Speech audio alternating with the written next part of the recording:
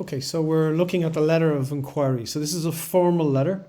So by formal letter means we have to be careful what we put into it because it will form part of a contract later on. And we also want to make sure that we are taken seriously, that the people who read it think, yeah, we know what we're talking about, that we're not messing them around, that we are a serious business. So top right hand corner will have who it's from. So this is any letter, any document. The top right hand corner is going to be the details of who is sending it, and then below it and to the left is who it's going to. So make sure they're not on the same line. So in this case, you have your name or the person who's writing it, their name, their job title, and their address. So when I say job title, I mean, what is this person's role? So for example, if somebody selling photocopy paper gets a letter from a teacher, they're not going to take him very seriously because a teacher can't buy photocopy paper for a school, but a principal can. So this person will put down their name and principal underneath it. Now the person reading it will take them seriously because they know that this person is authorized or able to go and buy photocopy paper. So in the case of the example that you're dealing with, you'll have maybe you're the manager, or you could be the purchasing manager. You're buying goods on behalf of your business, and give the full address of the business so they know where to contact you. And I'd probably put in email address here as well as your postal address.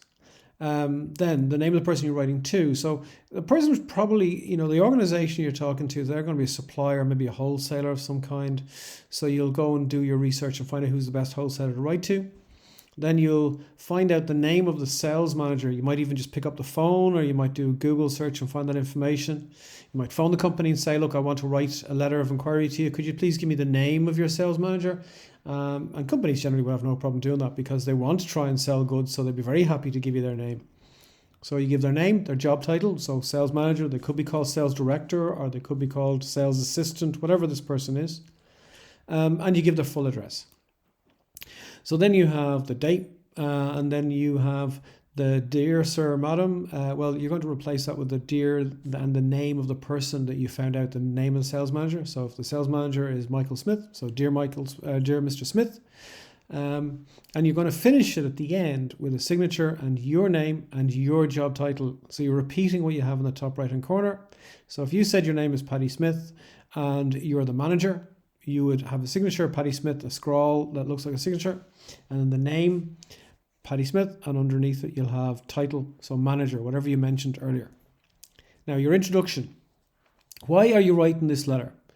Well, this is an inquiry looking for goods, so you might say something like, I did some research online and I see you're a large supplier of, let's say, gaming equipment and smartphones. I'm setting up a shop in Ballymun at the moment and I'm looking for a supplier for some goods. So just introducing why you write the letter to this particular company and who you are. So very, very brief. Probably about 3 lines might be enough. So your body, this is the main piece of information in any letter you're sending. So in this case, you're looking for some prices. So you might detail what are the goods you're looking for prices of. And, maybe you might mention the names of some specific goods you're looking for, specific games, consoles or smartphones, whatever it is you're looking to sell. You're looking for maybe, do they have, arrangements for delivering goods? So I'm happy to go visit you and collect the goods, or do you deliver? You might have other questions like that. Or maybe you might have questions like, I would need these goods for, let's say, the beginning of March because that's when I'm opening my shop. And the conclusion then is the third paragraph where you basically say what you want done next. So could you please send me an email with some of your prices, or could you send me by post a catalogue? Or I'd love to arrange to meet you. Perhaps I could go and visit you if you could make an appointment for me to come and see you. So whatever it is that you would like done next, that's what you put in there.